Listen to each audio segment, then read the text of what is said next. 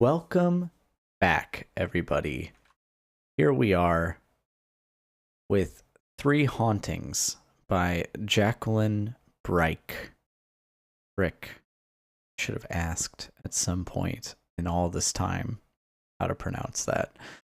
3 short horror games in zine form.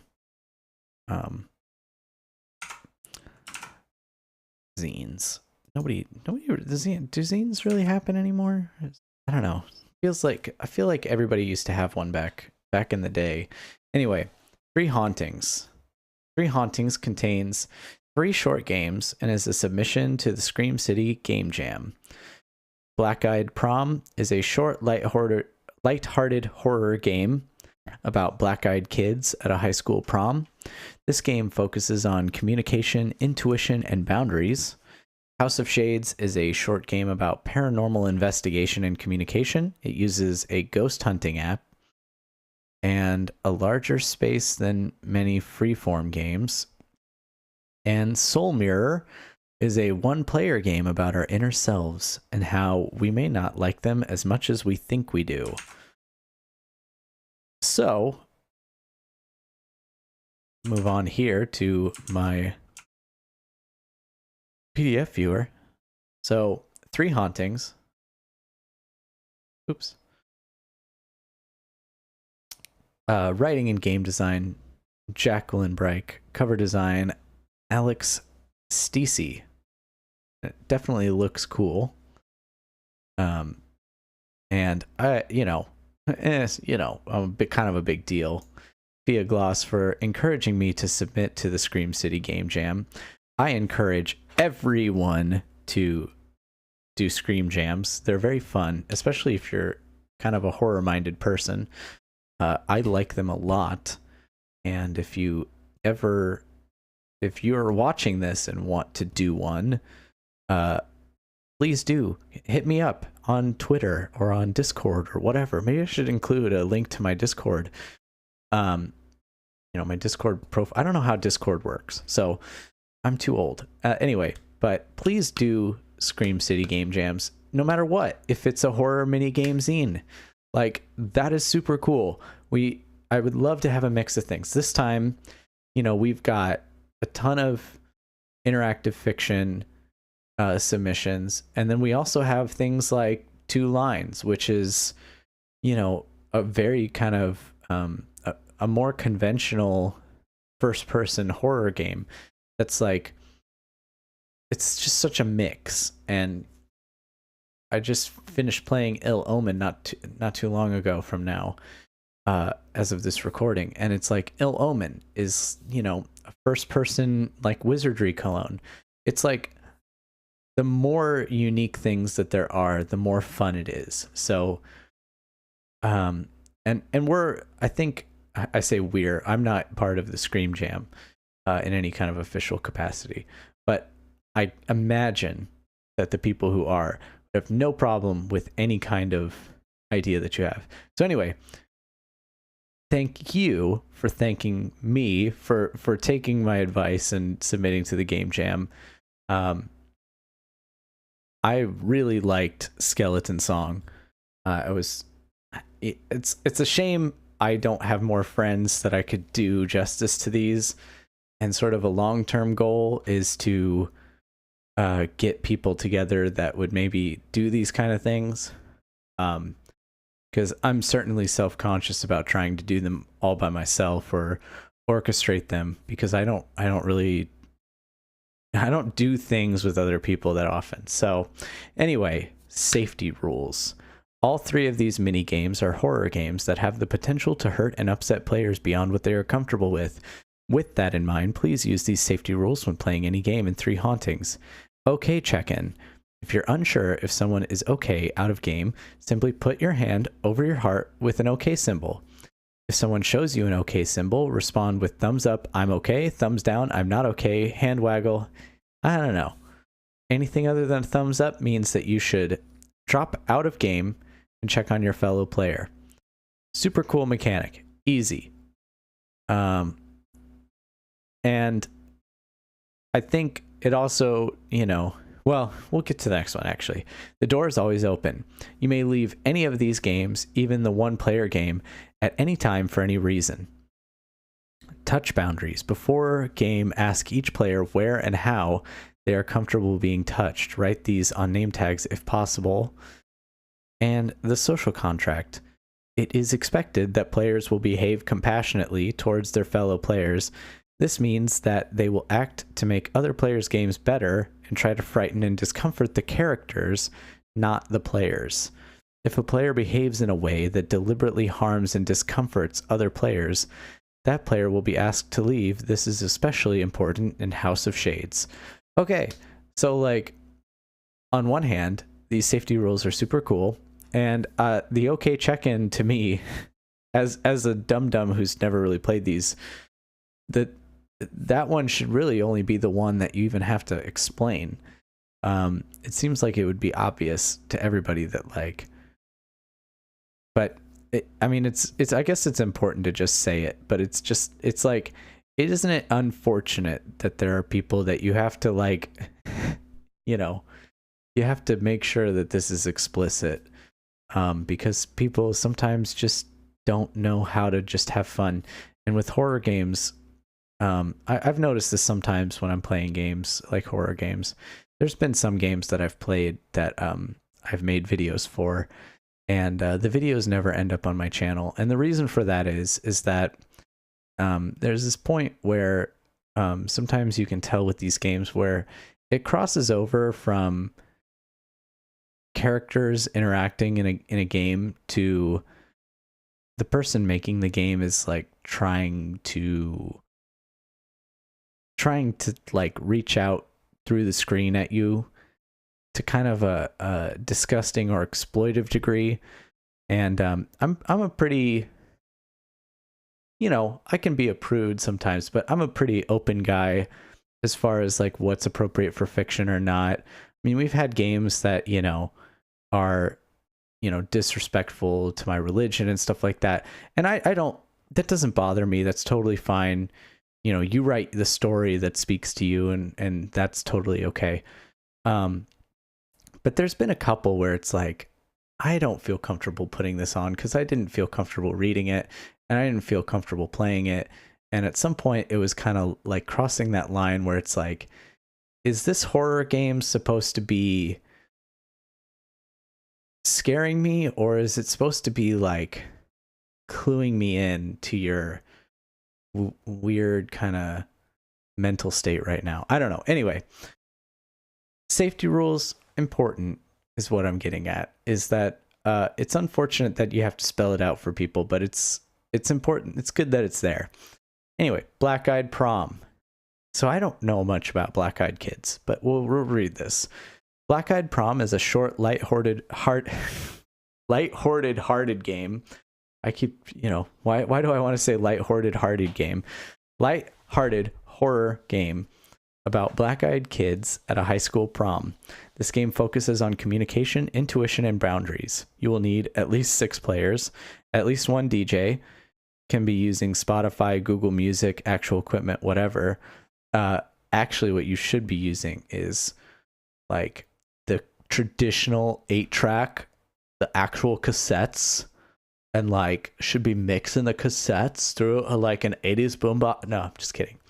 Music, name tag, and pens before play. The DJ should create a playlist lasting at least 90 minutes.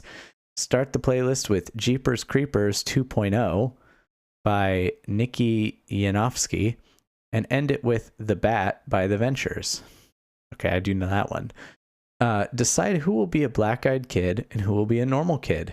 Read up on black-eyed kids here. Yeah, okay. Opening URLs is disabled. That's fair. Each black-eyed kid should choose the following: a name, preferably something unusual or old-fashioned, a pronoun set. Well, you could just use my name, Fia. I mean, it's not very. Pronoun set, and 2 phrases they will repeat. These phrases should be questions. Can we dance? Will you date me? Something similar. And invite people to get closer to them. Black-eyed kids can also use the following words: yes, no, hello, goodbye, where, who, and why. Black-eyed kids have no connections or friends. Each normal kid should choose the following: a name, preferably something common or gendered, a pronoun set, a favorite subject, and a special interest. Normal kids should also workshop who they get along with, who they're enemies with, who they're dating, broken up with, etc. Write names and pronouns on name tags. Oops. Start with the music Jeepers Creepers. Player characters should dance, flirt, and otherwise behave like teenagers at prom. I never went to prom. Black-eyed kids should move. I was actually suspended during prom. Black-eyed kids should move among them, creeping them out and trying to get dances and dates. Play ends when the bad ends. So I'm gonna. I should have been more prepared. I think black-eyed kids. So black-eyed people are young people, often children with eyes that are solid black with no differentiation between sclera, pupil, or iris, and are occasionally reported to have blue or bluish tinted skin like that of a corpse.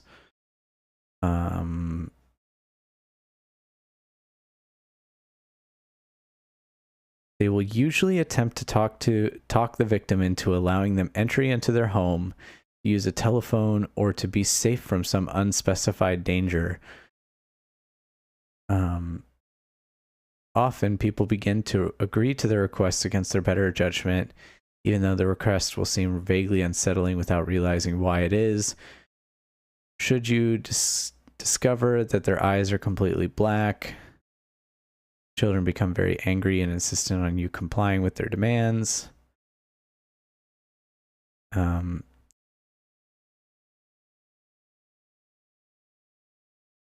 Okay, I don't quite get it, but so it's So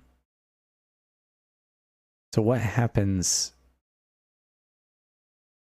What happens if you? Oh, the black-eyed kids are thought to be harbingers of ill will and personal doom. Okay, see, it's weird because I've got a coworker, and she's like super afraid of black-eyed kids, and I was like, I don't know. Like, I thought she was talking about like kids with black eyes, and I was like, well, how many kids with black eyes are you meeting? Like, is everything okay? Like, what are you talking about? Because I'm an old man. But sounds kind of cool. I think my one little my one thing that I would say about a lot of the games that Jacqueline makes is that it would be cool if there, and there is one in this, and I'm going to get to it, but it would be cool if there were more games that were maybe like 3 players or 4 players. Just because, I don't know, I have a hard time finding like 5 or 6 people. I could find 3 people, I think, who would play something kooky like this with me. But 6 people is just like out of the question. There's like no way I could find 6 people who were all available on the same day, at the same time. Anyway, black-eyed kids get to spend your days, spend prom having somebody. So, okay, so you just spend the time creeping them out. So you just kind of like, it's like role-playing prom with a guy just kind of creeping you out, which is what I imagine normal prom was like. Like, you're just here to have a good time, and then there's some guy or girl just like being like, hey, just like being real creepy. Anyway, House of Shades. This one, I kind of skimmed this. House of Shades sounded like the most fun to me. House of Shades is a short game about paranormal investigation and communication. It uses a ghost hunting app, which I also don't know what that is. I'm going to look it up on my phone while I'm doing this. God, I'm going to start reading people's texts to me right now. Not doing that. Okay. I don't know what a ghost hunting app is. So,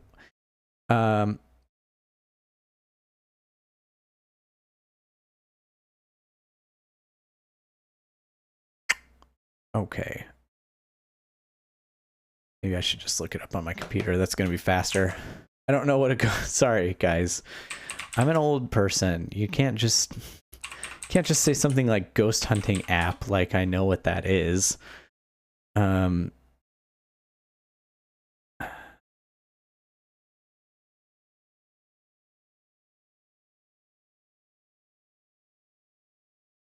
So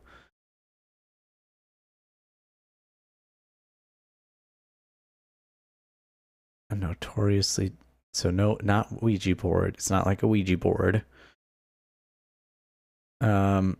Okay, Ghost Radar by Spud Pickles. By measuring the quantum fluctuations around your device, Ghost Radar Classic purports to determine the presence of a spirit, a green dot, and even communicate with the being. In the above image, a ghost in my apartment is saying, push. A ghost at the House of Death told me equal, while a ghost at St. Mark's favored me with planet. So I'm not a big ghost guy. It drives my wife up a wall because I just don't believe in ghosts at all. And I'm just gonna say that sounds like a bunch of bull crap. Sounds like they just randomly put a dot on there and then put a random word. And it just uses the quantum fluctuations, if that's even a thing with a cell phone, to seed the random. Anyway, let's go here. Sorry. Ghost hunting app in a larger space. Okay. A space with at least 3 rooms. It can be a house, an apartment, conference rooms, etc. I feel like it should at least be a spooky place. At least 3 shadow people players. At least 2 paranormal investigator players. And then 1 smartphone per paranormal investigator. Optional. Spooky noise generators. Note: if you're playing this in someone's home, make sure the homeowner or renter is comfortable with this and trusts everyone else not to break or steal their possessions. Yeah, it's again one of those like, isn't it sad that you gotta make sure you put that down? Anyway, before play, download the Ghost Hunting Tools Ghost Detector app by Sven Kamrath from either the Apple Store or Google Play. Okay, maybe I should look up Ghost Detector app Sven. Okay.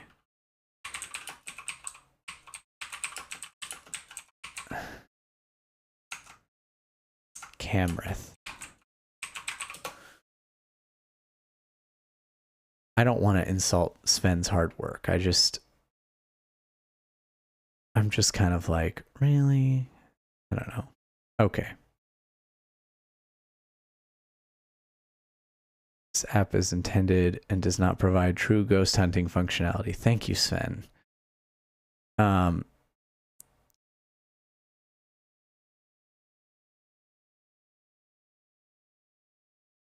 Yeah, okay. So you just detect okay. It's just like gives you a bunch of random things and kind of like gets you thinking that like stuff's happening when it isn't.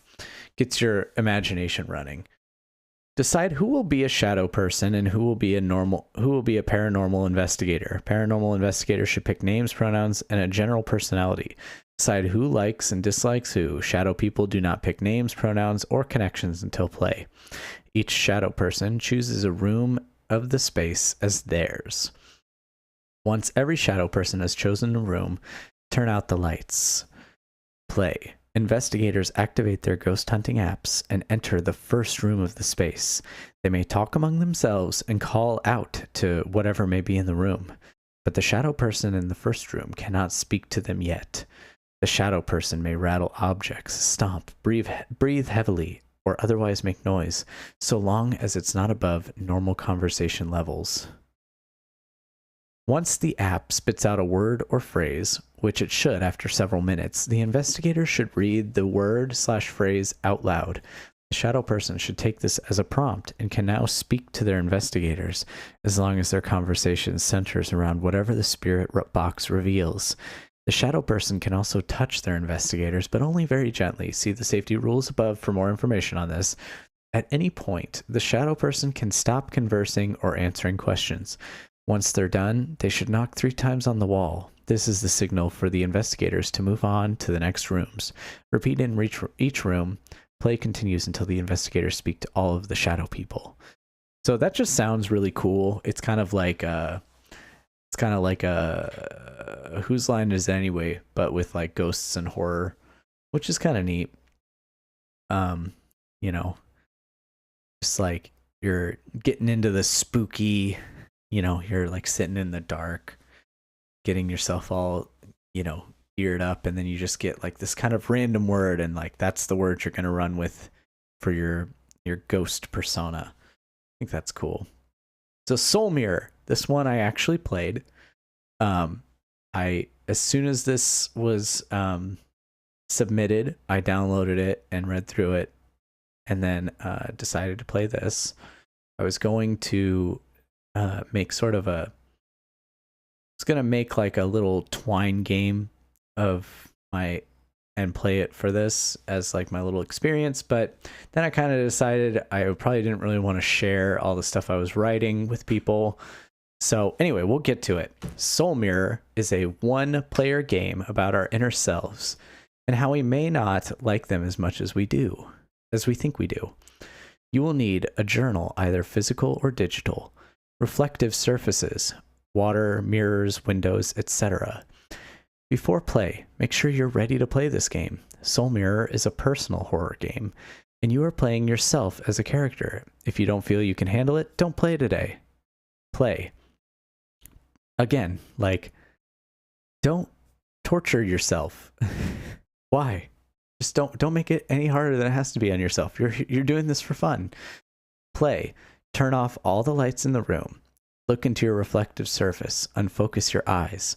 Watch what you do in the reflective surface. Think about how that entity is different from you. Wonder what it is and what it could do.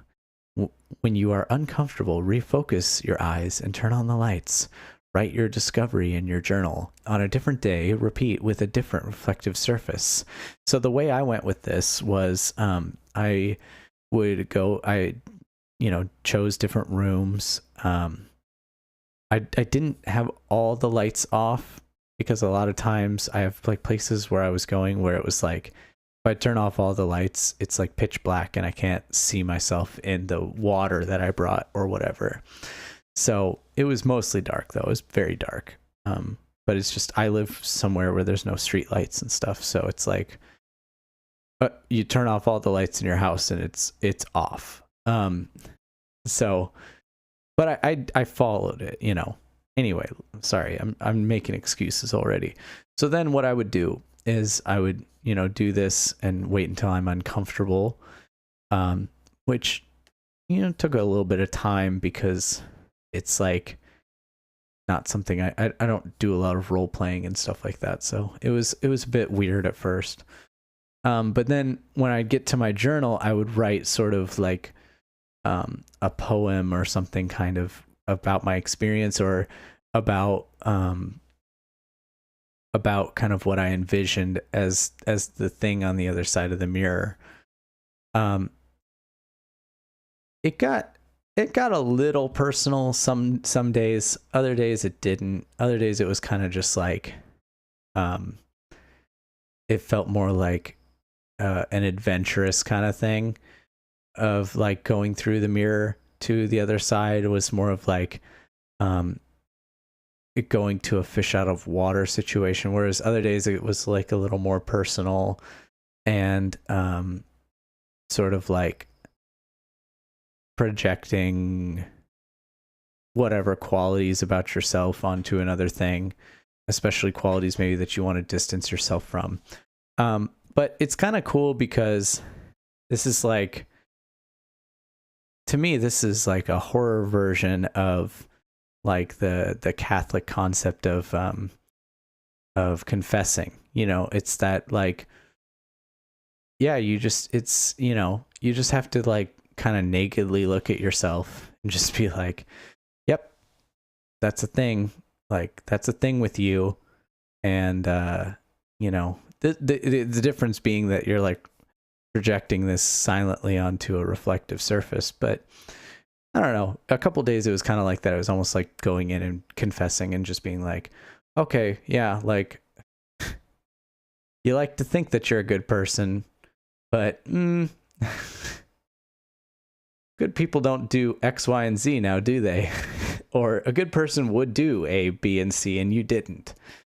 So it was a cool experience. I was thinking of making it and write, like I kind of shot for doing poems when I got out as my discoveries, because I was thinking that I was going to put it into a game.